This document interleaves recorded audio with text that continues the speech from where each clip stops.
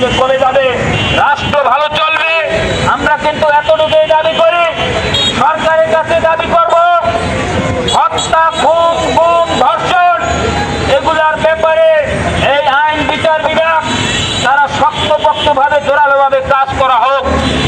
আইনমন্ত্রী তাকে আরো সক্রিয় ভূমিকা পালন করতে হবে।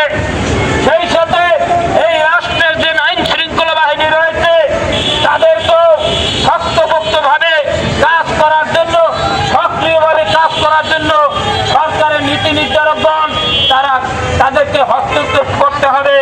ইতিমধ্যে আপনারা জেনেছেন প্রশাসনের কিন্তু অনেক অংশেই কিন্তু মেরুদণ্ড ভেঙে ফেলেছে।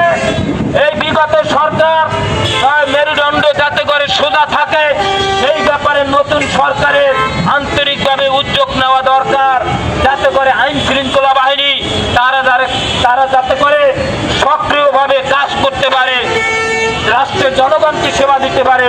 এই কথা